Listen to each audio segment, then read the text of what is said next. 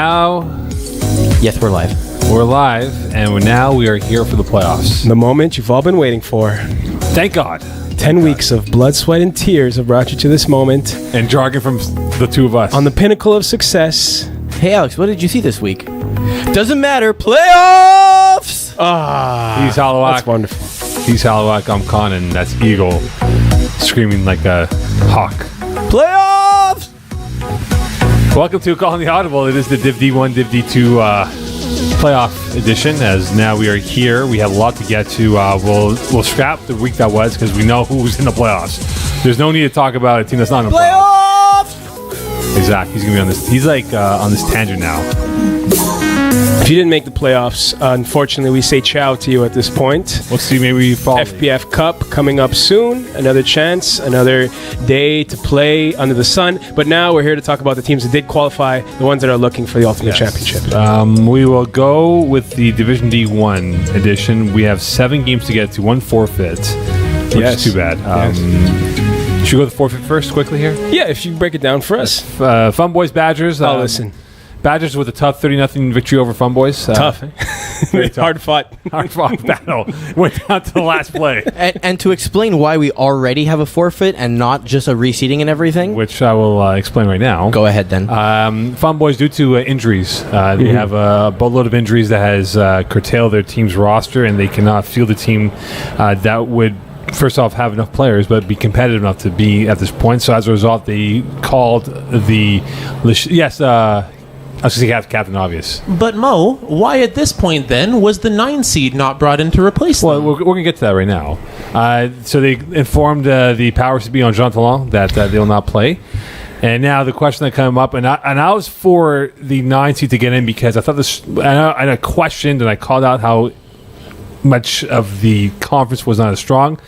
But the 2 teams that did not make it to the playoffs, I thought were eligible to be of a stronger contender at the 8th spot, and we don't have that happen. So, and just for the explanation of that, so the way the playoff... Please explain that. Doesn't make any sense. The way the playoff eligibility works in terms of the seed, in order to get a seed, first off, you need to be in the seed by getting the points, obviously, and getting that seed, but you also need to have a roster that is playoff eligible. In other words, if you, after the end of the season, only have 4 players that have 5 games played, you can't field a playoff team, and therefore you forfeit your seed. That's one of the requirements of actually getting the seed. But so if 1 seed doesn't have enough players, because basically you forfeit round 1, so you lose your seed. You don't make playoffs at that point. If you're as a captain, you can't field a roster for playoffs. That's it. You're done. But in this case, they have enough players from a roster perspective that are eligible for playoffs, and they earned a playoff seed. And the fact that they told us in advance that they're not going to make it can't change the fact that they forfeit their seed. Because what ends up happening then is, let's say they didn't tell us, it ends up being such that the 9th seed still doesn't make it in, and the fact that they told us that they're not going to make playoffs is kind of advantaging the 9th seed. So it's in there. Basically, imagine the 9th seed, you really hate that team for whatever reason. You won't tell the league on purpose that you're going to forfeit the game, such that they don't get the seed, the game ends up into a 30-0, and you go, haha, gotcha type of thing. So that's why officially we can't give the playoff spot to the 9th seed, because technically they met the requirements that were needed. Well, I think they should just do like a game of chicken with the 2 teams on the playoffs for the chance to be in the playoffs. So in that case, the 3rd seed is the one who was disqualified. They would slide out if there was reseeding to happen, and everyone would move up a notch? Yes. Okay. Yes, GM. Also, that 9 seed is Peas, so screw that. No, 9th seed is ICU. Peas is 10th seed. He's out of the question. Yeah. So, but still, ICU, good team. There are many who don't like them. So, it is what it is. Well, look, Badgers get the victory, 30-0. I have to say, unfortunate for Fun Boys, fortunate for Conference A, because Fun Boys certainly were a powerhouse in this division, in my estimation at least. Having played them, they ran a very fluid style of offense. It's unfortunate that as a league we won't be able to see them compete on the higher stage. But, as a member of Conference A, I'm quite happy with this development. Oh, I'm sure you are. I'm sure you weren't crying tears. I was not crying tears. You weren't telling Terry Tam and Noah Castle, oh, not fair. Why are they not in the playoffs? Terrytown, Nowakowski, and I, we popped a bottle in celebration of that. Some fine Coors Light. We're going to the finals. All right, so let's talk about the first game. Leading off the show, SOB Purple Cobras. SOB won 24-20. Max Marini had 154 yards, 4 TDs. Eric Monterino, 10 of 26 for only 95 yards. 4 different receivers caught a touchdown pass. SOB, how polarizing are they? They went 4-0 to start off the year. They lose 4 out of 5 games. They finish off strong with the win over Peasy's team here. Which one do we see? The addition, the good or the bad? Listen, so started off the season 4-0, SOB did. Lost 4 out of 5 games, finished off on a strong win, quote unquote.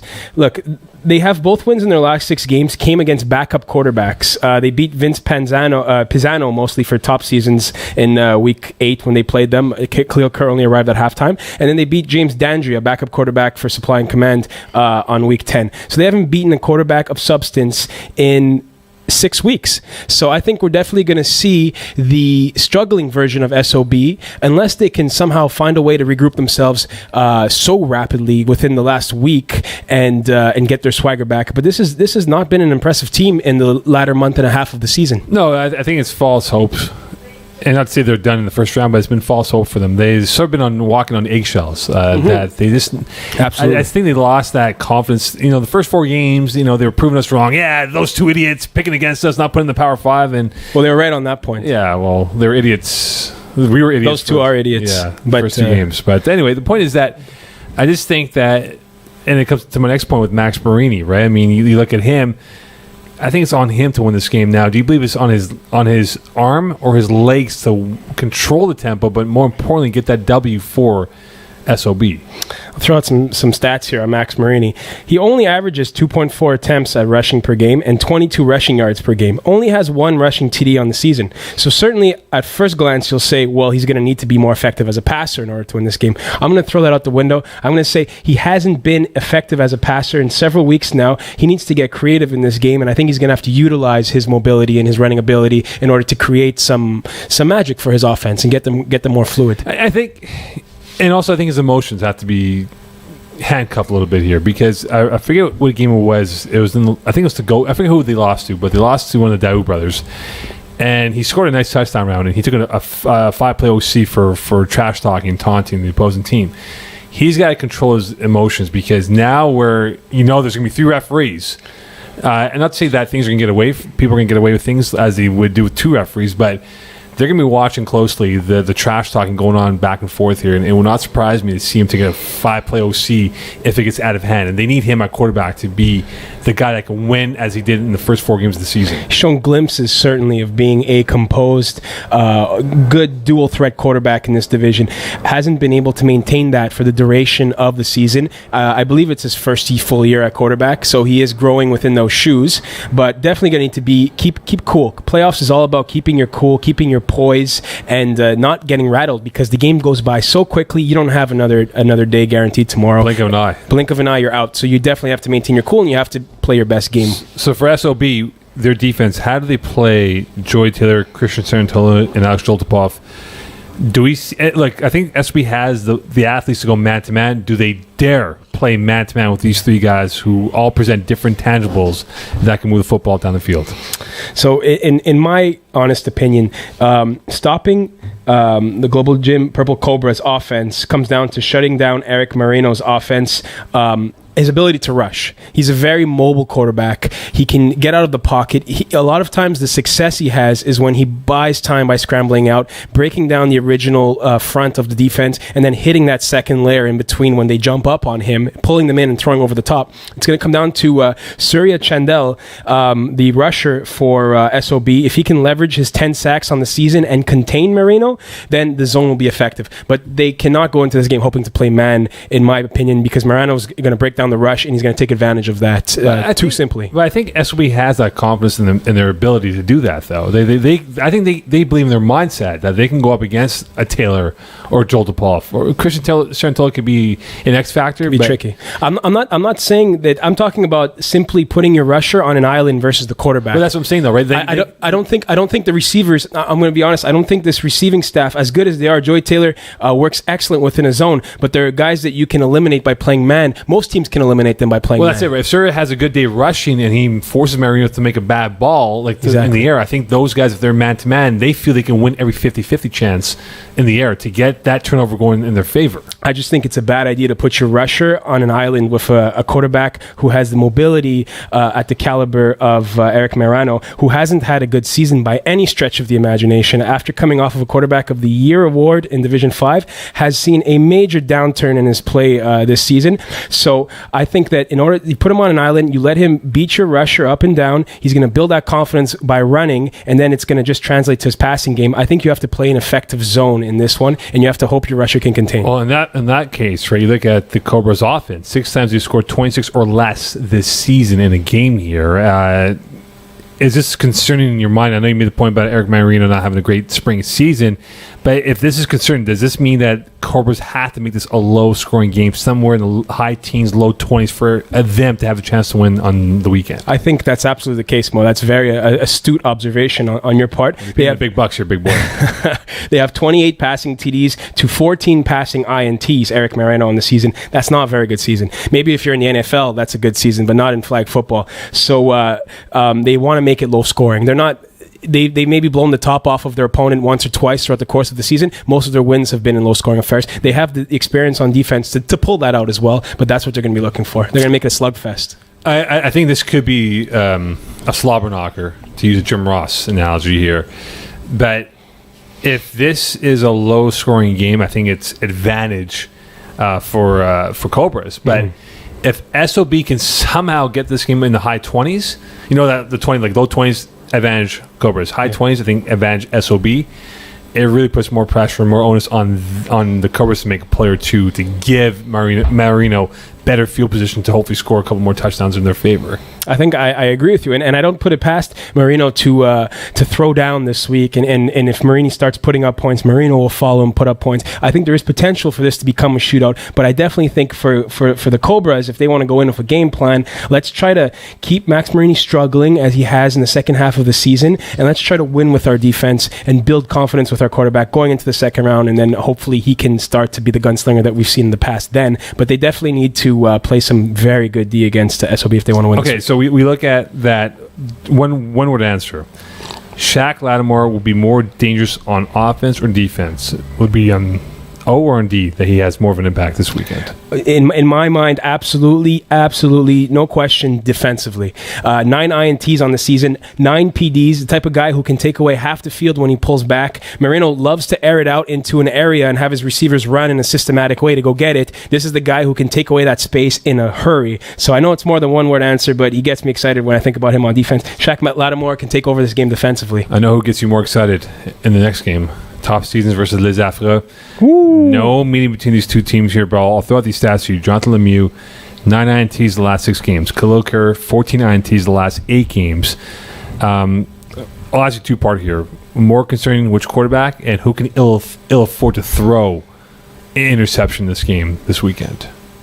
I'm more concerned with Jonathan Lemieux this season because he has the experience at quarterback, and to see him have 9 INTs in the last 6 games is quite concerning, especially for a veteran of his stature. Khalil Kerr is kind of growing into the position. We've seen him take his lumps, especially at the beginning of the season, and we've seen him also improve throughout the course of the year. So Jonathan Lemieux has been more concerning to me throughout the season, and also he can ill afford to throw an interception in this game. Khalil Kerr has the defense to make stops. Khalil Kerr has the offense to break out big plays on a quick hook. He can throw a pick or two and still get unscathed and win this game. Whereas Jonathan Lemieux, he's going to have to play an almost perfect game if they want to beat TOPSZN in my mind. In this sense, though, I look at Khalil Kerr, and it's pretty obvious. He's a one-read guy. He hasn't developed that quarterback acumen to read a field completely and say he's comfortable to look at his fourth read and throw it into the corner, right? Yeah. Whereas Jonathan Lemieux, you made the point, right? That experience concerns you that he's throwing that many INTs, but in a one-game scenario, in a one-off, wouldn't you give that slight edge to Jonathan Lemieux because of his past playoff experiences of winning these type of matchups and coming into this weekend? If we were in a vacuum, I would. But however, both quarterbacks have teams behind them, and those teams impact in a large part how they succeed or fail. And I think the TOPSZN's roster is far more athletic, far more talented in a lot of ways in the game of football, and a lot of times a lot hungrier. So I think the roster is going to elevate Khalil Kerr. So in this one-off, I give the advantage to Kerr. However, you are right. Toe-to-toe, head-to-head, all things being equal, I would probably give the edge to Jonathan Lemieux in such a showdown. Should Khalil Kerr be worried about David Faucher's 9 pass rushing sacks or Danny Ostigi in coverage, who has 5 INTs? Because both those guys present different elements to that defense for Les Affreux. So what's the more concerning for him in this matchup here? I think he needs to. David Faucher is an excellent pass rusher. He puts pressure. He takes away passing lanes. He can break down in time, but he has to look out for Danny Ostigi because Khalil Kerr has incredible athleticism. He can basically handle any rusher that you send at him for the most part. Danny Ostigi is the type of guy in coverage that is very intelligent. He takes a couple of steps back. He reads the landscape, and then once he gets the feel for the quarterback's going, he crashes in like a freight train. So this is the type of defender which is going to be effective against a young quarterback like Khalil Kerr, a guy who hasn't yet learned how to read 3-4 players at the same time. He's going to look at one area, make 2 reads, and throw the ball. If Ostigi gets a feel, you know he's swarming in there for that pick. So Danny Ostigi is certainly the player that he has to keep his eye on. I think Ostigi presents more problems. I agree. I think he can flex out there and be of a different threat to Khalil Kerr. Maybe take away one side of the field, right? Make him a one-side thrower. Who knows? But I think Faucher will get his sacks on him. I think Khalil Kerr will definitely control the tempo. But it's a matter of making sure he gets that ball out of his hands as soon as possible and avoid being 2nd and 17 or 3rd and extremely long here at this point. When we played Kerr, he broke the game open with a couple of 35-yard runs. Just one.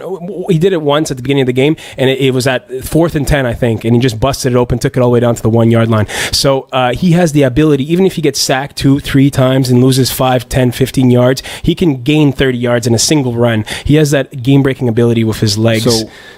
To make that happen. The bigger game this weekend, Kevin Donnet, who had 43 catches for 7 TDs, or Matthew Dubois, who had 371 yards receiving but 10 TDs. Who has a bigger game this weekend?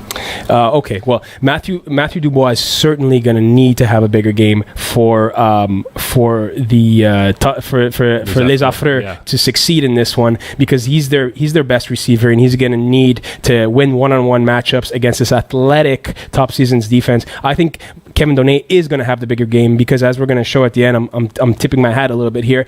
Kevin Donnet is the centerpiece of the TOPSZN's offense. He's the guy who gets the ball from the snap position, and he forces the defense to jump up on him because Kerr will just hit him time after time, 2, 3, 4 times in a row. Hit Donnet. Donnet will gain those 7, 8, 9, 10 yards, and eventually the defense crouches up, and then Kerr hits Sani Worrell over the top. So Donnet is going to have the bigger game because I think this is going to go in the favor of TOPSZN's. All right, speaking of the team you know very well, Bronsons against LVA.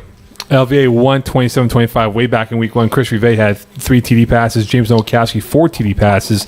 Okay, LVA, I saw them play this past week in Brossard. They've lost 4 out of the last 5 games here.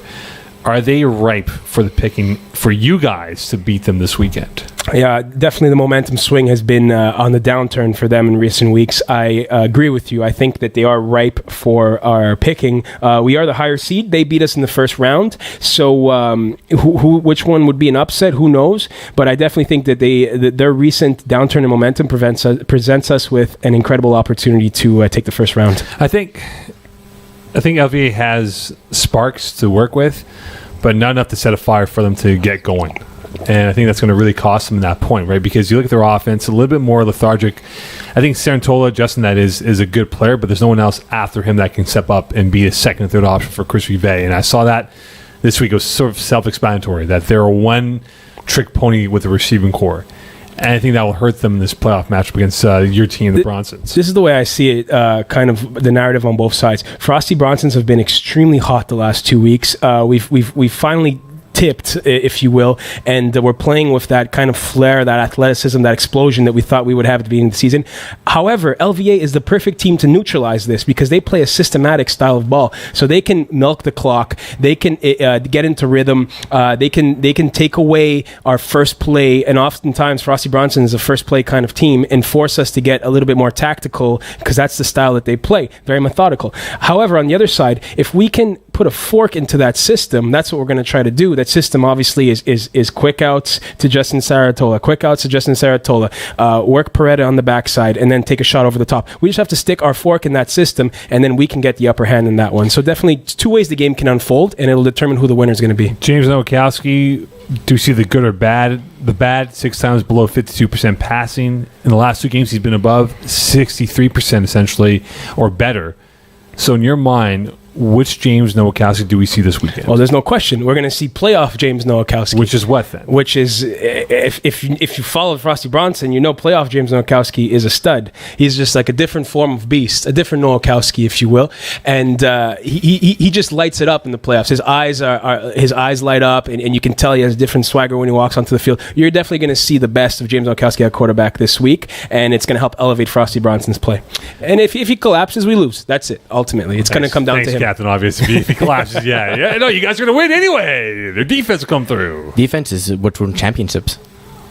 Name me defense has won a championship. I think Pease would disagree with you. New England Patriots. I'm not talking about NFL. I'm talking about FPF. How far back are we going? Les Boudets. Yeah, you know what? GM will have the answer. Notre Dame.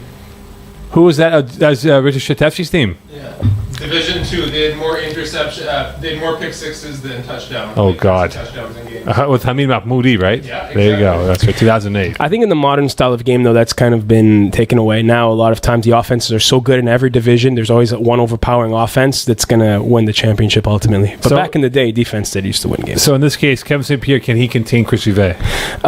It's tough because KSP is my boy. I don't think he can contain Chris Rivet per se, but here's what we're expecting him to do. Make 2 or 3 huge sacks that are going to change the flow of the game. You're not going to have to contain him every rush because Chris Rivet is one little scatterbug, that guy. He keeps his feet tapping like Peyton Manning in the back of the pocket there, and he makes his read, and then he just bounces out at the last second. It looks like he's dead to rights, but he always finds a way. So I don't think KSP can contain Chris Rivet, but I do think he has the ability to make those big game-changing plays. All right, if I just give you a number, Justin Sarantolo had 55 catches this year. Let's say he has 7 catches. I'm not filling in the blank for yards or touchdowns. If he has 7 catches against your defense, do they win this football game?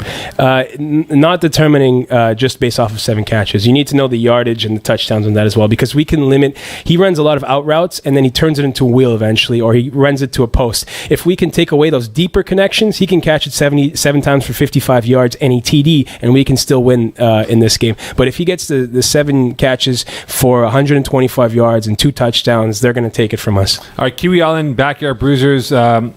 Kiwi Island, we know the aftermath that the Fiorillo brothers are done for the season with Sean out indefinitely. Do you want to say it quickly? Joey got 5 weeks off, vacation paid. Not paid, but vacation.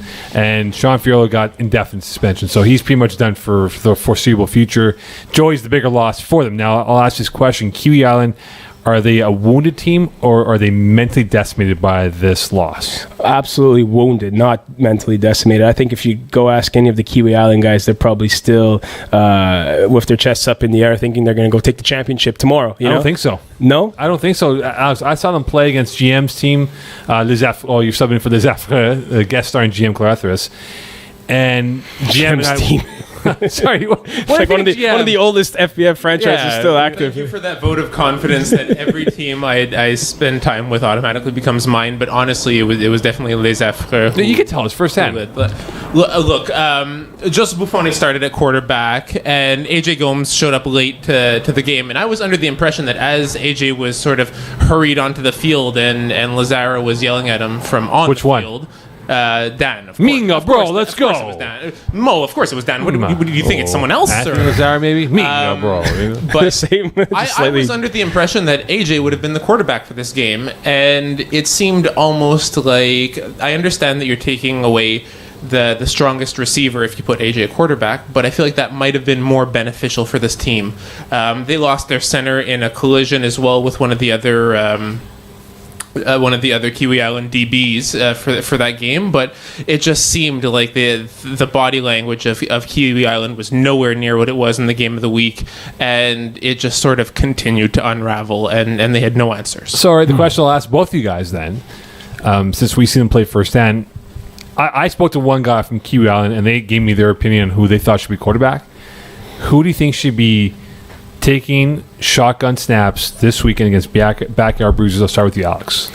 My opinion is that AJ Gomes should be the quarterback this week, and I'll tell you why briefly. I think that his ability to run and not have to throw the ball every time will allow their defense to step up and make the plays that'll help them win this game. It won't have to be based on the offense because he won't have to throw the ball 30 times. He can throw the ball 20 times, he can run 5-7 times, and they can find a way to put up 25-30 points on the board and get the win with AJ at quarterback. All right, GM, who do you think should be the quarterback? No disrespect to Buffone, but I also think that it's AJ for this.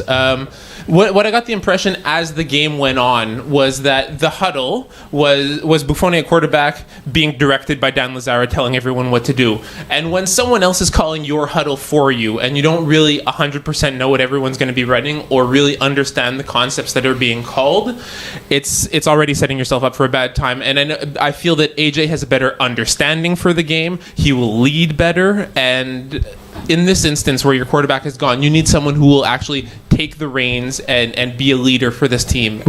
I would say it's got to be AJ. What about Anthony Lazara as another alternative for them at quarterback? I know he doesn't have much of a history throwing the ball fighter in FPF, but great fighter. Great fighter. I think that AJ is probably on this team the best equipped to deal with the caliber of Division D1 defenses. But you see, plainly. Yeah, I'm not making my pick yet, but I'm giving them at least one game, and if they get past the first round matchup, all bets are off at that point because the competition supposedly will get tighter, and you need a quarterback to be your guy moving forward because you know how it is, Alex. You know very well how it is. You know how it is, GM and Eagle. If you don't have a quarterback going in rounds 2 and beyond, you're not going to get far. Nope, you won't get far. Absolutely right. And in the case of the backyard Bruisers now, gentlemen, who was the better quarterback option? Is it Brendan Burke, 12 TDs, 3 INTs, or Chris Pendenza with 19 TDs, 5 INTs? But he's been like a roller coaster this year.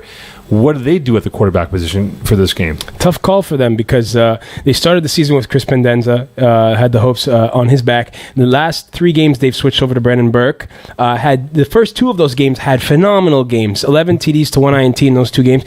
Completely imploded this week against TOPSZN's. Had I think it was 1 TD, 2 INT game perhaps with low yardage, failed to complete the ball with any great accuracy. I still think, however, you have to go back to Brandon Burke in this game if you want to have a serious chance to make an elongated run in these playoffs. I think he has the best rapport with Rich Humes at wide receiver, and if you're going to win this game, let's be honest, Rich Humes is going to take it over offensively and defensively. I think, and that's the point I'm bringing with Rich Humes, right? Is this team, I think they're too dependent on Rich Humes to make plays. Goodbye, GM.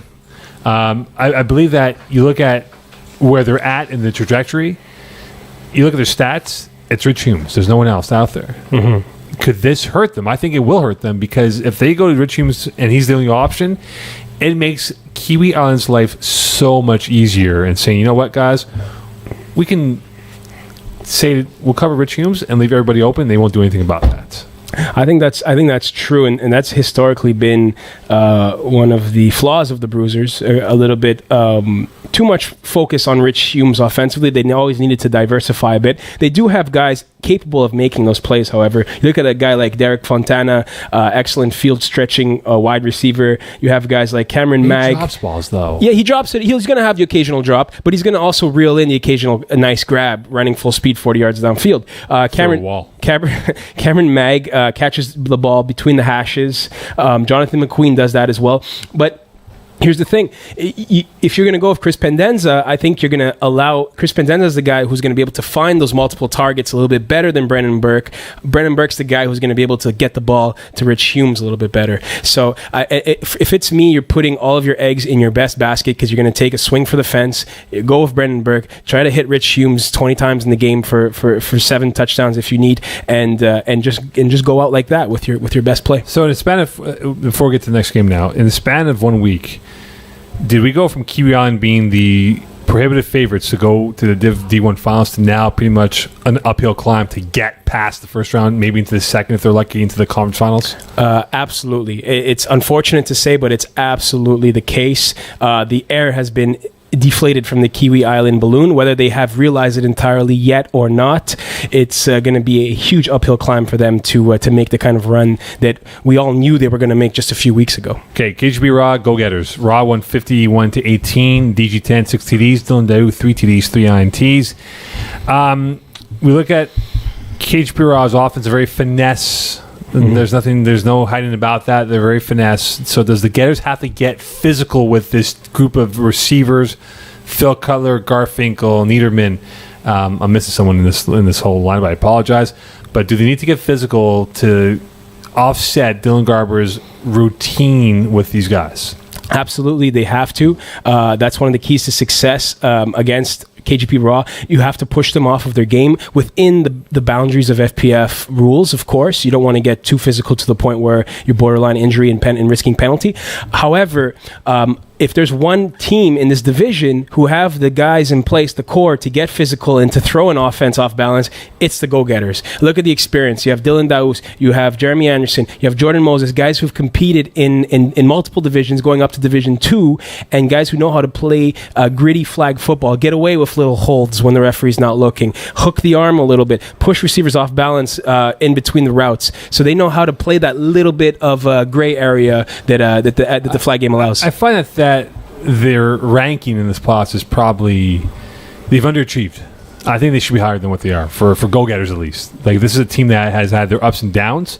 Eagle, you can chime in if you want, but I just feel that they should have been a lot higher than what their record indicated from the past 10 weeks of the season. Well, I was just going to say, we've seen DG10 struggle when his visibility down the middle of the field's taken away, right? What's the answer? Tall rushers, right? Yeah, tall rushers and flush them to one side or the other, basically trying to roll and find the guy rolling with him. You jump in front of that route and it's over. But who can, from the Getters, be tall enough to take away that middle from DG10 and make him into a one-sided thrower at this point? There's one guy on this roster here. They have, obviously, Rafi Detella has been rushing for a large part of the season. He's like 5'2.5". Matthew Barsetti is another option that's been rushing. But he's not tall, though. Barsetti's a good rusher. Barsetti knows he's really evolved into one of the more solid middle-tier rushers. They have a guy, Jordan Moses. If their primary concern is shutting down the quarterback's mobility, they're going to put Jordan Moses at rusher. No, you have to force him out of the pocket. What he wants to do is sit there and view, and basically when the guy breaks, hit that ball. You have to get him moving to one side of the field and trying to find the guy downfield, and he scrambles and he puts it into the dirt. And that's what Kiwi Island did so well with their tall rusher. They took away that middle and made him to a one-track or one. Yeah, he had to hit those quick outs, kind of mid-intermediate down the field where guys are jumping in front of him. What I'm talking about is you have an athletic quarterback,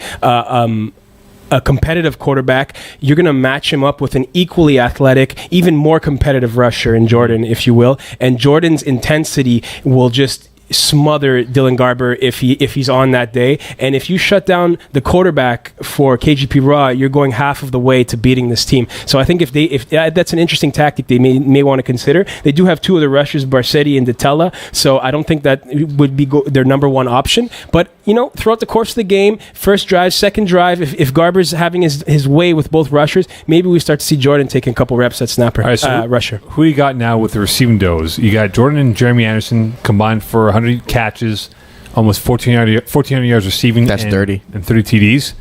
Or you have Phil Cutler and Nathaniel Niederman, who combined for 84 catches, 865 yards receiving, and 24 TDs. So you got Niederman, Cutler versus Anderson and Moses. Who do you got? It's an amazing matchup of two of the most phenomenal duos in this division, right? Like, if you had to pick two duos to go up against each other, you get to see it in week one in this individual matchup. I'm always going to go with Jordan Moses and Jeremy Anderson.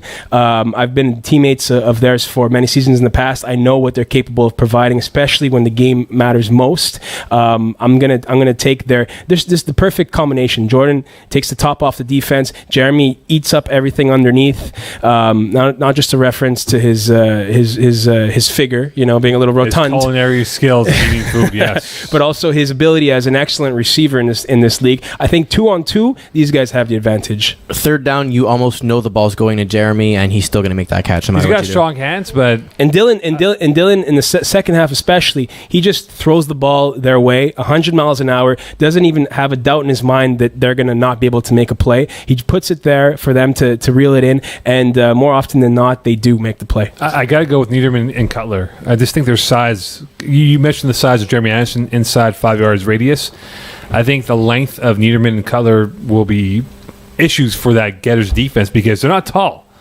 You look at Rafa Detella, you look at Jordan Moses, Barsetti.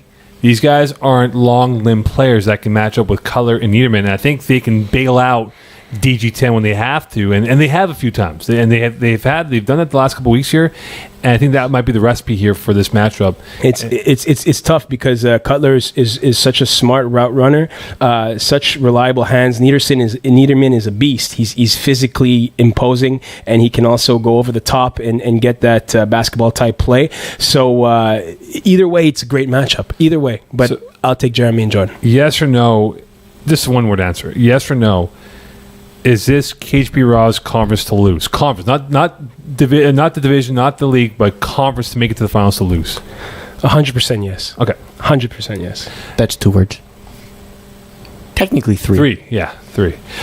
Get off my tee against GLC. Get off my tee, 26-19. Jeff Rosenblatt, 175 in 4 TDs. Hyman Luong, 145 yards passing. I'm trying to figure it out. I still can't see where it is, but is there one weak link on this Get Off My D team? Having just played them firsthand, no Jadariti in the lineup, who is perhaps their best overall player. So it's hard to say he was out with an injury. If I was going in trying to orchestrate an offense, I would attack that right side of their zone defense. The side with Kevin Bustani, oddly enough, on it, who's a phenomenal player, but it just seems more vulnerable than the left side of their defense does. The receiving core is stacked all the way around.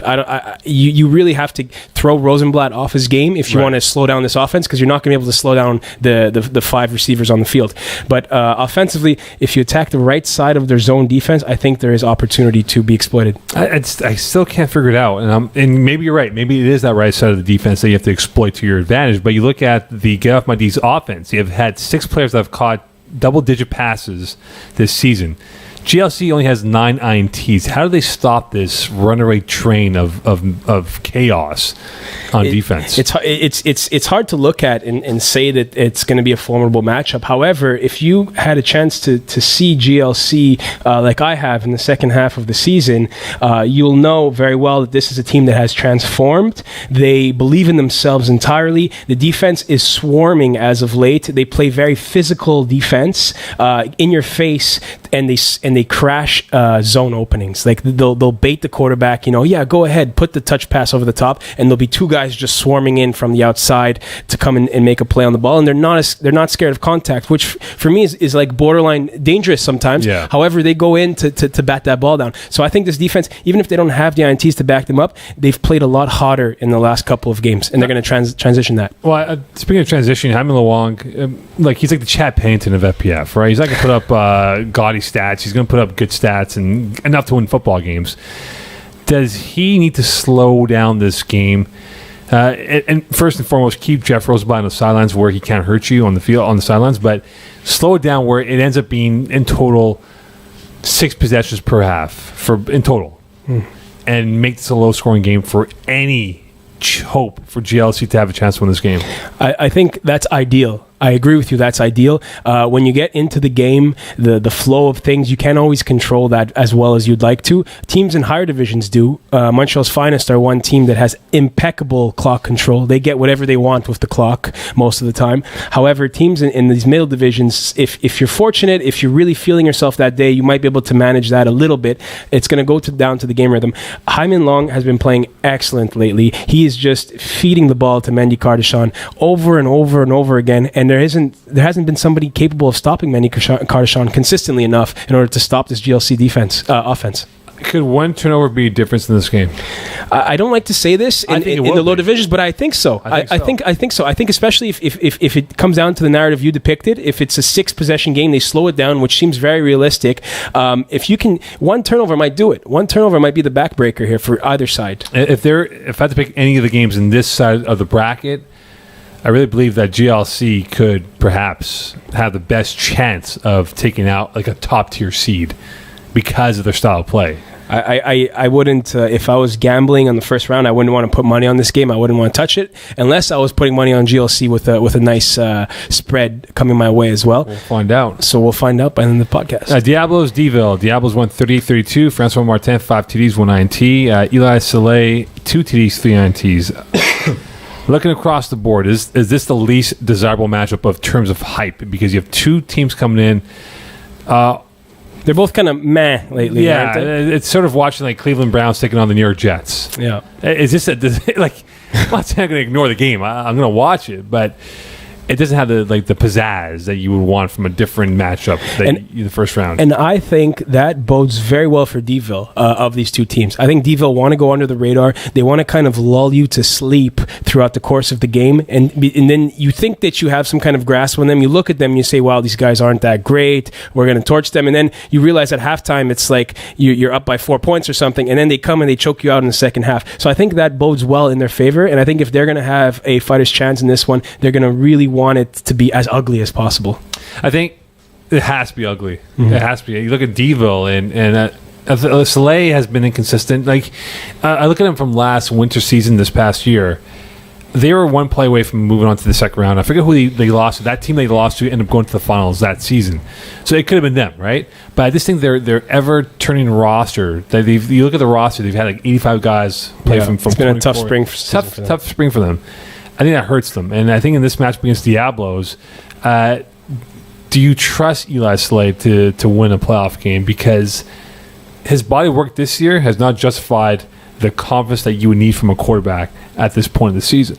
I happen to like Eli Soleil as a quarterback. I was the staff writer for Division 5 in the winter, covered his team, has showed them a lot of love throughout the course of the season. I believed in them.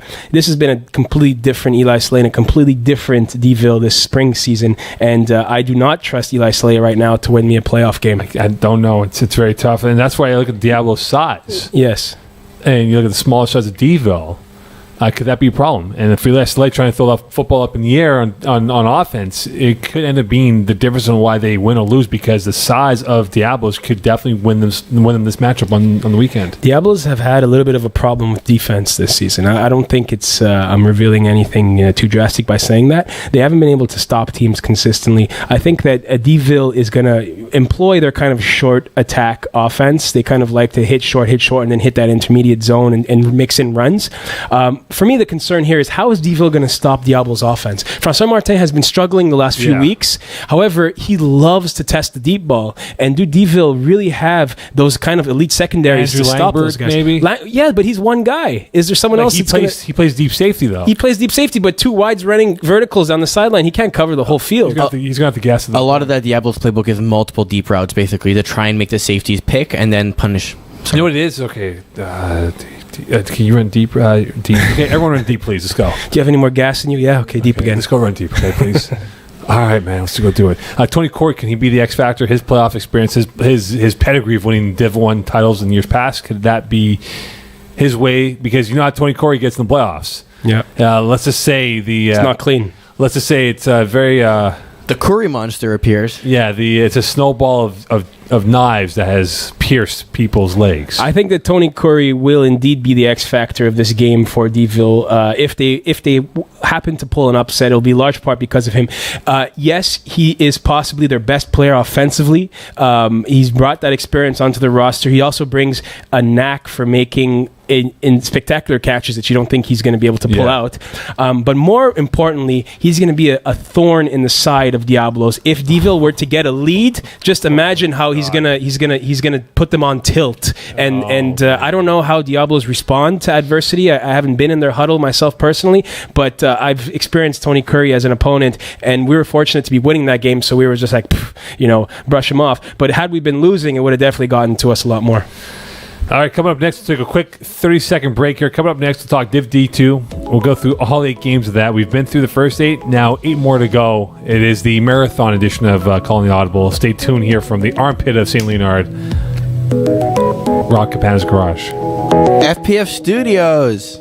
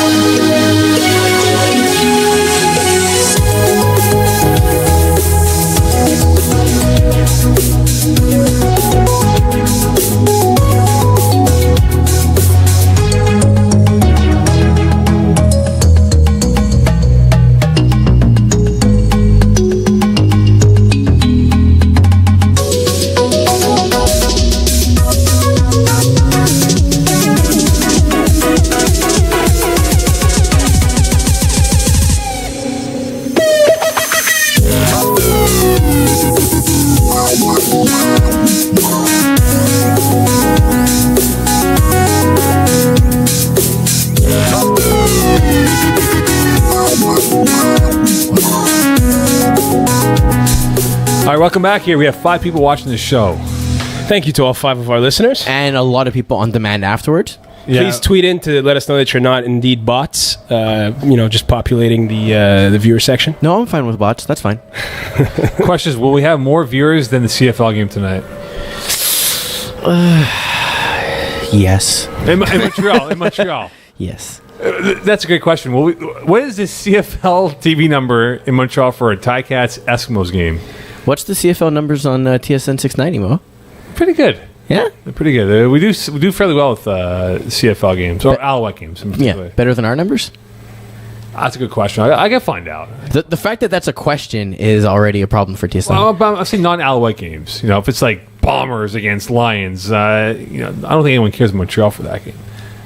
Anyway, another story for another day. All right, Div D-2. Let's talk about All Hooks Lobster Dinner. No meeting between these two teams here. Seal Levine, we know what he does. We both like him as a quarterback. If he plays, do we put All Hooks from the maybe to almost good chance that they will win this football game on the weekend? Yes, entirely. Their hopes and their dreams rest on the throwing shoulder of CO Loving and the legs of CO Loving and the person of CO Loving. So hopefully he's present in this game. He just changes the dynamic entirely. The outlook of this team is elevated from below average to far above average, almost excellent when he's behind the helm. I think CO will definitely up the team's mindset because he's a really good quarterback.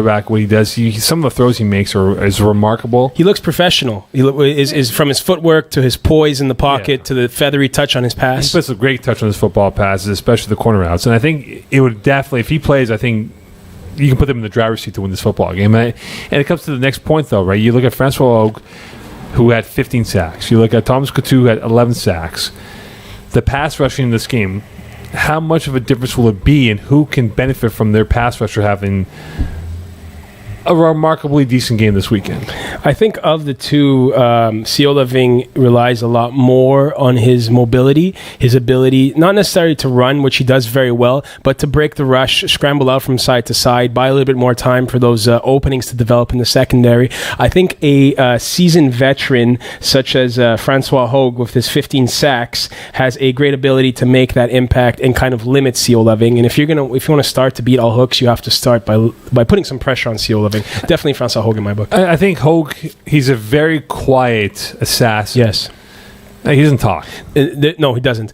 and he does his game is quiet too. He's going to come at you the same kind of rush every single time. You're going to be like, and then at the end of the game, he's going to have 2 sacks on you and maybe 1 or 2 pat downs, and it's going to have changed the dynamic of the game. You don't realize his stealth. I liken a sack to like a lightning bolt, right? He's more of a consistent rain. Yes, and what he does makes well, you miserable. What he does well is he's a very intelligent rusher. He understands the nuances of the position. He gets his hands up into passing lanes, and he gets PDs. There's not many rushers who get those gritty PDs. Francois Hogue, been around the league for a while. He knows how to make that happen. You look at Lobster Dinner's attack on offense. They have a balanced attack of receivers. I still can't figure out who will step up and be the go-to guy. So in your mind, who is the go-to option for Lobster Dinner this weekend? Who was the go-to receiver for Lobster Dinner? Who do you think could be that guy for them? Who's going to be the receiver? There's a guy on their team. He's well known in Division C from being a quarterback. He wanted to try receiver. Was looking for a team to take him on. Simon Duchesne, as Mo Khan calls him on the show. He's a phenomenal athlete. He's growing in his position as a wide receiver.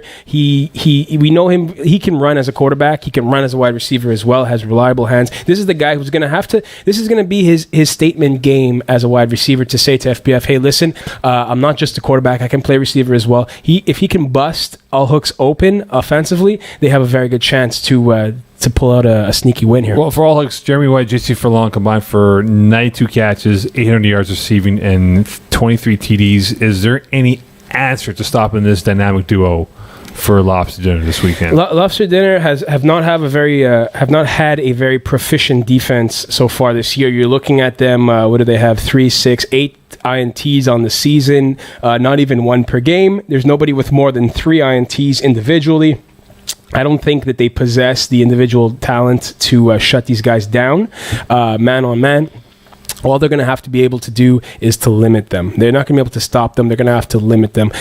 Try to bump them off the routes. Try to get somebody anticipating which way they're going to break. Try to make Lavigne go to the third, fourth, and fifth options in his offense. That's the best you could really do. You're going to have to beat all hooks. You're going to have to beat them in a shootout. It's going to be a high-scoring game if you're going to want to win. Trinity still preaching. This was an upset during the regular season. I scorecapped was it game. ever? I watched this game. Preaching won 25-20. Patrice Lindor, 3 TDs, 2 INTs. JF Marquis had 20 incompletions. Today, at this moment, could still Preaching pull off another upset? They're 3-1-1 since that win over Trinity. Absolutely. They can. This game is up for grabs. In my mind, this is a coin flip, a 50-50 game. Still Preaching is a veteran team with guys who know how to compete and know how to compete in the playoffs. No Vlad Pires, though. What's wrong? Where is Vlad Pires? Give me an update, Mo. He's hurt? Broken arm. Oh, no. Shoulder, yeah. Broken arm. Upper body injury, Whatever, Mo. It's man. playoffs. Did he suffer that in week 10? Yeah, I think week 9, week 10. He was wearing a cast, had a whole sling on him. Oh no, he's an absolutely phenomenal rusher, and he's a great two-way piece for this team. So without Pires there, I think it's gonna definitely hinder them a little bit, because he was gonna put the pressure on some pressure on JF Marquis if he were to have been the rusher. I see they've alternated a bit. Mo, you can rush with one hand, right? You've done it before. I've done it before, yes. Four fingers. But regardless, I think that Still Preaching are going to show up to this game with a lot of pride, because Trinity are obviously going to act as the higher seed. Still Preaching are going to show them that, you know what, we're not going to go down without a fight, and it's going to make this a very intriguing game. Trinity, we have to say it, the elephant in the room, they choked last year in the playoffs. They entirely shot the bed. 1 versus 8 seed. They had a miserable outing, and they're still trying to live up to that, I think, in the back of their minds. They're going to try to be confident going into the game, but if things start to go against them early on, you might see that little sliver of doubt start to creep in and then just become a cavern before the JF Marquis mentioned that point. JF Marquis had 76 yards passing in that choke job last winter. Yeah, against the Knights of Division 5B. He's been below 52% in 4 other playoff games, and he was below 57% during the regular season. Those are not championship quarterback numbers. Is he feeling the heat to produce this season, given what this team has gone through this year? I think that the pressure gauge reading on JF Marquis going into this game is going off the charts. Like, it's going to be phenomenal. All eyes are going to be on him. How is he going to come back after that epic collapse last year in the playoffs? And Trinity's hopes rely on him as a quarterback. If he's going to be able to have a smooth, effective game, as he's demonstrated numerous times throughout the course of this season and last season, if he has one of his good games, if we see good JF Marquis, then they should have at least a 75% chance to beat Still Preaching, in my estimation. But if Still Preaching can get to him early, and then get into his head, this is going to become a slugfest. And I don't think Trinity want to get into a slugfest with Preaching. And Trinity have some injuries themselves, but you look at Still Preaching here. Is this on Patrice Lindor to play well at quarterback, or their defense to create turnovers? Because they had the best of both worlds when they beat Trinity back in week 6 in Bronsons. So can they duplicate that recipe and have the same taste that led them to victory? I think that Patrice Lindor is a very proud individual, a great competitor on the field, and I think he's going to put a lot of emotion invested into this game. He's going to want to win. He's going to be hungry. I do think it's going to be on their defense to create turnovers. They're going to have to support their new quarterback in Patrice Lindor. He played maybe 5 games this season. On your shoulder, by the way. Oh, that's a big one too. Yeah. There you go. Thank you, Mo. That's all on film, luckily. That's fantastic, eh? But I think that it's going to be on the defense. Patrice Lindor is definitely going to have a solid game, solid to spectacular game for them to win. But it's going to be on the defense to shut down Trinity's offense if they want this one. One word again. Alex Sampson, is he the best player on the field, yes or no? Yes. Individually, he is the best player. He's very hard to account for on both sides of the field. Warriors ETC. Warriors won 1918, albeit with 3 quarterbacks because Michael Solomeni will not be there. That's a big story. Juwan Edgehill got hurt in the game. Look, I think this is the complete mismatch here. I think ETC, they used 8 quarterbacks from a roster of 7 last week in their loss to Trinity. This is a mismatch in my books. I don't care what anyone says. They like, Warriors don't have Solomeni at quarterback, but they still will beat this team. That's in my books right now. They should. They should beat this team. Will they beat this team? I don't think it's 100%. I think there's a small fighter's chance for ETC to somehow creep in here and make something happen. But all the pressure's on Warriors in this one. If they have a choke job, if they come out with their backup quarterback who has very little reps at all, probably in his career in FPF, ETC can make it interesting. I think the thing might be interesting at coin toss. Maybe the first 5 plays of the game, but this, I don't know. Watching ETC play on Tuesday in Brossard, they just didn't have it. I think they really missed Juwan Edgehill. Yeah, we talked about Kiwi Island, right, with the Fiorillos not being there. I think that's their equivalent. That Juwan was the guy that kind of changed the whole dynamics of this team. They were 0-4-1, 0-5-1, or whatever it was, and now here they are in the playoffs. It's a big loss for them. But on the flip side, look at the Warriors. And this continues to be a growing issue with this team, which I've brought up numerous times. They have allowed teams to come back in games, and it's come down to the last 4 or 5 plays for them to pull it out. Does this concern you now, where it's a one-off? There is no tomorrow, and they can ill afford to give up a 10-plus point lead and end up winning by 4 at the end of the day. It does concern me, Mo. I've been around the game for a few years. I know how it plays out. You have some kind of vulnerability in your style of play. You eke out a couple of wins throughout the season, games that you should have iced, and then you say to yourself, no big deal, we won the game, we got through it. You don't address that issue, which made it closer than it had to be. And when does it come back to bite you? Always in the playoffs, because everyone else's level of play rises several notches, and it puts all that much more stress on that one vulnerability that you maybe didn't address throughout the course of the year. So that kind of situation I've seen go negative, go sour way too many times, and I definitely would be concerned a little bit about that if I was the Warriors. You got to close out games. Owen Brodrowski, he's been very good at receiver in DB.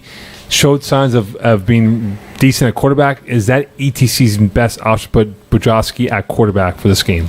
I mean, sure. I don't know how to answer that confidently, because they were absolutely miserable without Juwan Edgehill this year. If he has the most experience, I think you should go back to him, of course. But ultimately, I think this game is going to come down to the ETC's defense rising up and maybe trying to win like 8-6 or something, like a battle of the backups here at quarterback. Trying to win defensively is your best bet. What do you think? Do you think that Owen Brodrowski is the best option? He makes big plays, but not enough to win. Okay. Warriors defense is good.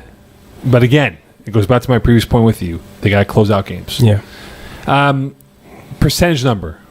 Warriors, Trinity, conference finals right now. What percentage number would you put on this to happen? 33%. Okay. What about you? 55. Wow. So you think it's more than 50%? Yeah. Trinity choke 0. Oh, that's it, right? Trinity choke 0? What do you mean? They're going to choke, so the chance is 0. Oh, the chance is 0. Okay. I thought you said there were 0% chances they choke. I was like, where was this guy? Vikings, Buffalo Wild Wings, no meeting between the two teams here. Vikings, one of the hottest teams, 3-0-2 in the last 5. 17 INTs, 21 sacks, a pick 6. Vikings defense has played with the best of them. But could Mark Alexander Piet of Buffalo Wild Wings, who has passed for 80+% twice this year, can he dissect a very good Vikings defense? He can dissect them. He has shown that capability. Will he do it, however? For me, it's unlikely. We've seen too much up and down with him. We haven't seen that consistency. And now you're playing against probably the hottest defense in the division. I think there's an argument to be made. The hardest team in the division. The best team in the second half. The best team. We're not even... You ditch the hottest. The best team in the second half. I agree with that. So I think that if you weren't able to consistently put together those 65, 70, 75% performances... now you're basically taking a big chance that you can do it in a one-off against the best team. So I think there's far more chances that he has one of those games where he struggles to get consistency. I think, seeing him play, he's been off. Mind you, the games that he's been successful, I did not watch. But you're going up against a Viking defense that can, not literally punch you in the mouth, but they can play. They can get physical with you. They cover angles at a rapid pace. They cover so much ground. It feels like there's 12 of them on the field. And Rob White, who's a scorekeeper for us and also FPF player. He scorekept their game for the first time on Sunday in Lachine, and he said to me, Mo, this team is legit good. Who are these guys? They look like a Div C team the last couple of weeks. They look like a team beyond their division. Absolutely. Yes, Eagle. A reminder to our viewers, punching is considered expulsable event in our league. You can be expelled. For How does 1 that go? year. Expellable? Expulsion. No, in the verb or adjective. It's a expellable. Why don't you look up? Ask Chapman for that answer. All right. Vincent Guillet, he's a great receiver for Buffalo Wild Wings, but will this be a collective effort against this Viking defense then? It'll have to be a collective effort. Piet, when he's had his good games throughout the course of the season, has spread the ball equitably to almost all 5 receivers on the board. So he's going to have to utilize it because the Vikings are going to be too smart. They're going to be too adaptive. If you hit them over the top of Guillet once or twice, they're going to take him away. You're going to have to go to option B. You got to be ready for that. Yes. Eagle. Expellable. Thank you, Eagle. So, thank you, Eagle. Expellable it is. Don't punch somebody in the face. That's it. Don't punch them. It's a bad idea. First of all, we're supposed to all be friendly here. And secondly, you're going to get suspended for 5 games to a year. Ask Joy Fiorello about that one. Yeah. Oh, sorry. Want any more salt with your fries? Or vinegar. Yeah. Vikings, still a problem in my books. Red zone offense. And this is a two-parter here. I mean, with the quarterback play, do you go Gendron Valet or Schnick with the quarterback position? But their red zone offense, they can move the ball from their 10 up until the red zone marker. But once they hit the red zone, they just kind of discombobulate and handcuff themselves and can't score points. Is it drops? Is it it's just creativity? I think it's creativity. I think it is. Can this hurt them in this matchup? Certainly. You have to close out in the red zone. That's like monumental in FPF. If you can't punch the ball in, you can't win. In terms of quarterback, I'm going with Gendron Valet all day. Julien Schnick is a very formidable quarterback. I know Gendron Valet from the past and what he's capable of producing. He's the guy that I would go with in this situation. Don't get to the red zone, just take shots. Well, they have Corbatti, right, for that? That's a strategy from some teams. If you're so poor in the red zone, try to score from 15 yards out. However, if the defense knows that you're trying to score from 15 yards out, they'll try to force you to the red zone, and then you're still going to have to be able to punch it in at the end of the day. Well, Corbatti's their guy. Yeah. He had 4 touchdowns on 4 catches against Trinity 2 weeks ago, and if they can go deep with him, and if he gets going early, I mean, forget about it. It might be game over before we hit halftime. You have to take out Corbatti if you're BWW and you want a chance to win. Yeah, Figuratively. Don't take him out literally. No punches. No, don't do that. What is it again? It is expellable. Ravens Lalla. Ravens won 19-12. No Avery Lalla at quarterback that day. Alex David passed the ball for Ravens.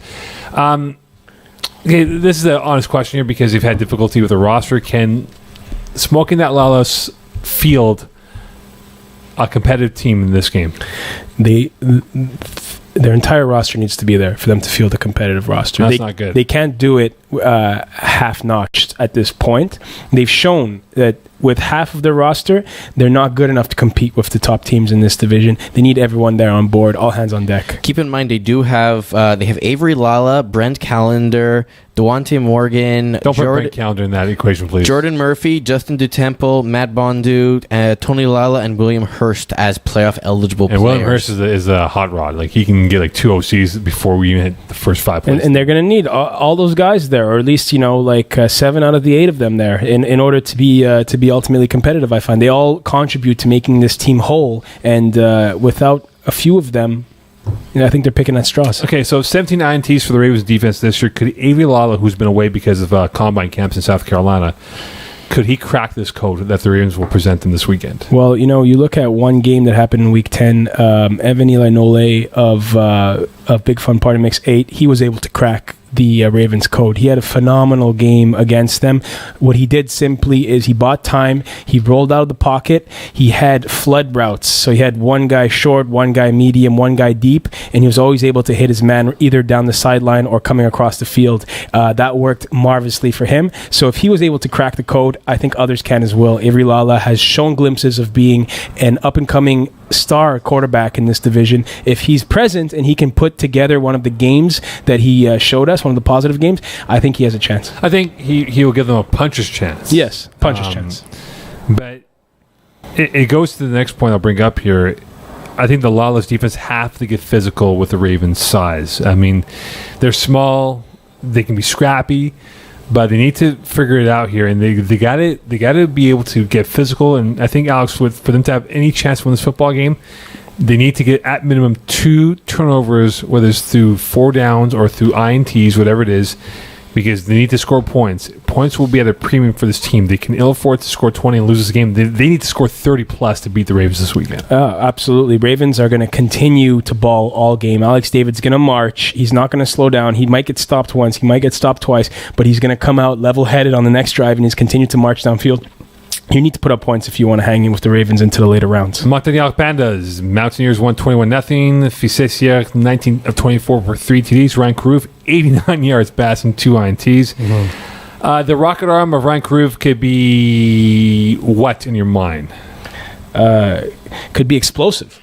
Could be explosive, and that could go either way. It could be explosive for 6 TDs, 0 INTs. Could be explosive for 0 TDs, 5 INTs. That's the Ryan Caruth we've seen so far this year, and the Pandas are going to hope for the former and pray against the latter. If he plays like he did last Sunday in Lachine when they beat Goofy Goobers, they got a chance. I'm not saying a great chance, but they have a chance to match up with Le Montagnards. But if he is going to be, and it's crazy, Alex, you have to see this guy. He has a gifted arm, like in terms of the velocity coming out. But it's like a baseball pitcher, right? In pitching, you need to have at least 2, if not 3 different options to go with, right? Yeah. His options is just a fastball. So it could be like a 1-yard hook. It's a fastball coming in like 85 miles per hour. I'm like, whoa, dude, let's slow it down here. No, the strong arm is phenomenal to have as an asset as a quarterback in FPF. What ultimately makes the greatest quarterbacks is the touch pass, the ability, because you're playing on a small field, so you're going to need a really, really deft touch pass in order to kind of flick it over the first layer of the zone and before the second layer of the zone. You got to be able to take some off now and then. You look at the receiving cores. You have Vien, and Gérard Prévost, who combined for 75 catches for almost 800 yards receiving, 18 TDs, or you got Baclan Lejoie, who had 78 catches for 1,121 yards passing, receiving that is, and 22 TDs. Who is the more dangerous duo, and who will have the bigger game this weekend? The more dangerous duo is certainly Baclani and Lejoie. They have a history in FPF of tag teaming to have phenomenal seasons. That didn't come out right, by the way. Yeah. I'm sorry. Tag teaming to have phenomenal seasons. I'll just reiterate it at this point. Who's going to have the better weekend? I don't think there's anybody in this league, perhaps, who comes with as much fire to the field as Marc-André Vien does. I think he's going to bring all his weapons out to this game. You're going to have to drag him off the field if you want to beat them. So I think that Vien and Gérard Prévost will have the better game in this encounter. Bacalani last week had 133 yards receiving. If he goes off for anything near that, I think it increases their chances of being competitive. But if he's kept in check, this really makes Ryan Caruth a one-dimensional quarterback at that point. Bacalani has an impeccable capability of getting himself downfield and then creating an enormous catch radius once he is there. He's a big guy. He gets downfield extremely fast, and once he gets there, he just bodies people out while he's running full speed. It's uncanny the way he does that. So if he can get downfield and he can get those one-on-one matchups, he can make those big plays. And it could. But however, Mountaineers have been perhaps the best team in Division D2 throughout the course of the season. They know how to take away your first option. Rami Abdelnour had 4 sacks this year. Not that great of a sack total, right? Fissessier has been sacked once for every 4.9 pass attempts this year. Can he be the X factor to give Pandas a chance? He's gonna have to be. He's gonna have to get in Fissessier's kitchen. He's gonna have to rattle him up a bit. He's the kind of mobile quarterback who scrambles around, waits for openings to develop, and then hits. So Rami's gonna have to play better than he has throughout the year. I'm not saying he didn't play well, but he's going to have to produce better than he has up until this point of the season. And even if it doesn't come out in terms of sacks, he's going to have to alter FC's first reads. He's going to have to make the windows closer. He's going to have to throw him off his game a bit. Pandas, quick stat here. Pandas are 2-0 in 1-point games. Perhaps it can come down to 1 point again. Maybe they go 3-0. I agree. 1 point game is they would love to be in a 1 point game with under 2 minutes to go in this one versus Mountaineers. Roadrunners, Goofy Goobers. Goobers won 34-26. Styles Trudeau, the best name in Div D-2, 4 TDs, 161 passing. Yanikulias with 203 yards, 4 TDs, 2 INTs. Quarterback dilemma, if you're the Goobers, do you go with Trudeau or Zergidius or Zergidius? I go with Zergiotis. Zergiotis all day. Good arm. Yeah. Good arm. Confidence. He's like, he moves very well, stealthy in the back of the pocket. He can dance around. He kind of looks like Christian Sarantolo a bit. The way he gets the ball, kind of projects himself straight, just stares at the rusher in kind of a cocky way, dances around, and then slings a bullet into the opening. So Zergiotis, very good quarterback. I think he gives him the best chance in this game. I think he does. I think he proved a lot against Pandas last week. I think his confidence definitely rubs off on his team in a positive way. They're never down. Like, they were down, I think, like 12-0, and then they came back, almost won on the last play of the game, which could have changed the playoff hierarchy in that regard. He's got that moxie in him to really go to the last play. It's going to take more than just sacking him and trying to make a throw in completions. Like, you have to be up by 2 scores minimum to have any chance to beat this team with 5 plays to go. Like, they are never out with him at quarterback. So I think he's the best decision. 8 games in a row now, Goobers have allowed or have not allowed 30-plus points in a game. Could they stop a very potent Roadrunners offense? Well, that's the key question going into this one, right? And as we've seen in recent weeks, there hasn't been that many teams capable of stopping the Roadrunners. They've been perhaps the hottest team in the second half of the season and beyond. So I think it's going to be tough to say. It's going to be a good matchup because the Goobers do present a couple of athletes who will make life a little bit difficult for the Roadrunners elite receiving core. But I think that ultimately the Roadrunners will be able to get what they want in this game. And the Goobers are going to have to match them offensively if they want to win. If you match them offensively here, how do you counter Justin Lerner then? Who has to step up for the Roadrunners in a supporting role beyond Lerner? Because you look at it this way, if your number one guy goes out, who's that next guy coming up for the Roadrunners? There's a few guys who can elevate their game, right? Justin Lerner is the headliner of this rock show, but you have a guy like Darren Mixdezian. The Wrangler. Call him the Wrangler. The Wrangler. He's a phenomenal receiver for them over the past few seasons. He's a guy who can step up as well, especially if you put 2 guys on Justin Lerner. If you move the safety over the top towards Justin Lerner, if you become Lerner-centric, they have a whole slew of guys who can hurt you if given holes in the zone. Nick, I'm going to go off the first name because these guys have a lot of tough last names. Nick, Steven is another one. Greg, you know them so well. We just say them by their first name. So, case in point, this is not only a Justin Lerner team. These are guys that can hurt you in a We're going first names here. It's not Justin's team here. It's Nick's team. Greg's team. Nick, Steve, Matthew. Yanikulias. Oh, God. We're going to hell for this. I'm going to Pea's purgatory. You can't pronounce shit. NIC Big Fun Party Mix. Big Fun won 44-29. Ivan. Evan Eli Nole. 246, 4 incompletions for 7 TDs. The Rocco Cristiano had that's a good nickname. Had 4 TDs, 1 INT. Since their 0-2 start, they're 6-2 NIC. They've been playing great football, albeit though no Spengetis this week. He's on vacation. Akeem Hoy-Charles is a little bit banged up. Maybe he will be healthy. How does The Rock approach this game? Can he beat Big Fun Party Mix all by himself at this point? No, you can't beat Big Fun Party Mix. They're too cohesive as a unit. They play together offensively and defensively. They rely on one another. They elevate each other's game. You're not going to beat being one guy. The Rock's going to have to spread the rock to his receivers, whoever's there. You're going to have to hope that Hakeem the Dream is feeling up to par in this one because him and Chris Millar and Chris Williams are the big 3 for this roster. So he's going to need to leverage his receiving staff if they're going to want to win. He's not going to be able to do it on his own. Come on. Big Fun Party Mix. Are they the best team in Div D-2? They defeated the Runners and Ravens back-to-back weeks. They're coming on strong of late. Can we put them up there as being a favorite for this playoff run? I will not call them the best team in Division D2. I will, however, call them a very dangerous dark horse team. I think they've flown onto the dark horse radar, for me at least. I got to see them play this past week. I was incredibly impressed in the resilience. They kept swinging with Ravens. They played like they were a top team. Ravens obviously coming in as one of the 2-3 best teams in the division, and you'd think that it would be Ravens being favorites. Big Fun Party Mix were walking around like they own the show, and they played that way. So I definitely give them dark horse status going into the playoffs, coming under the radar a bit, but I don't think that they are one of the top contenders, let's say. Dangerous receiver, Darcy Clardy or Rico Tolino, because both guys have put up great numbers. If Evan Eli Noli needs a big catch or clutch catch, who does he go to in this point? I'm gonna throw one out to you here.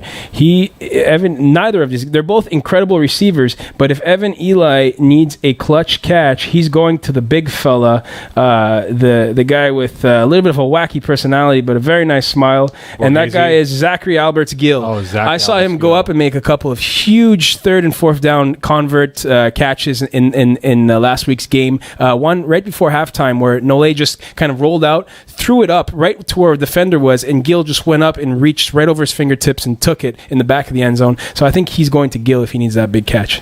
But this shows the wealth of this team if he can find all 3 of these guys and more. They have, an NFC doesn't, because of the talent, the depth that they can roll with then. Yeah, exactly.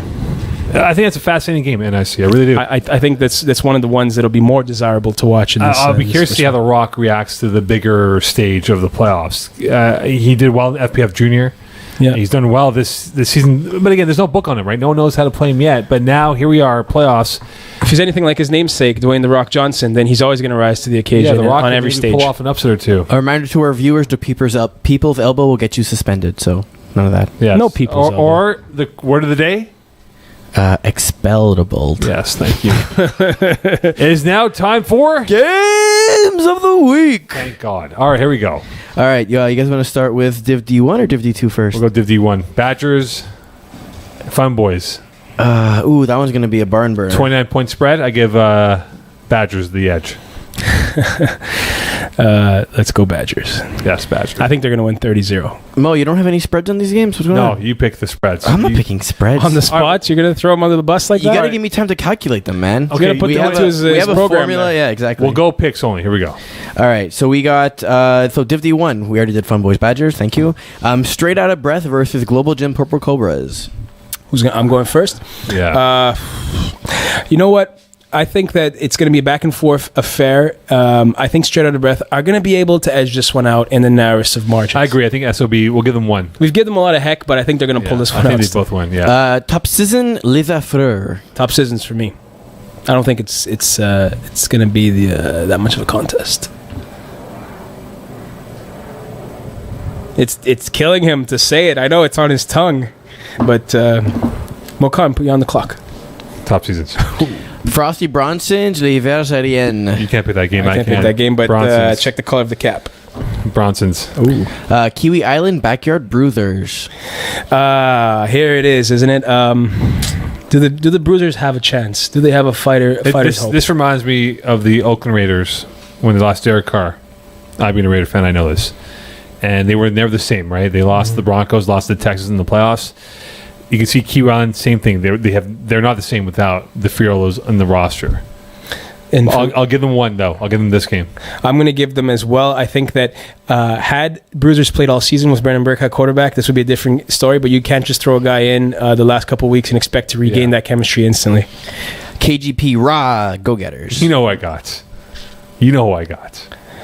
Okay, well, I'm going on the upset here. I'm going to take Go Ghetters. I'm going to go out on a limb, and you guys could tell me I'm wrong next week if it were to happen, but maybe I'll look like a genius. I can't wait for DG10 to get that trophy from you in 2.5 weeks' time. And here is the Div D-2 champion, or Div D-1, pardon me. Well, it'll be tough when they're out after the first round, wouldn't it? Get off my D, GLC. Get off my D. Get off my D as well. Yeah. Interesting game. Diablos, Dreamville. The least desirable matchups. Diablos for me, please. I'll go Devil. All right. Wow. Yeah. Div D-2, all hooks, lobster dinner. All hooks. Ciola Ving and all hooks in this one. Trinity versus Still Preaching. I want to give Preaching the game, but no Vlad Pierce really hurts, and I think they run a racetrack. Give me Trinity to win this game. I'm going to take Trinity as well. Ravens smoking on that Lalla. Ravens. This is like another mismatch. Ravens, they took a loss this week. They won't let it happen 2 weeks in a row. Warriors, ETC.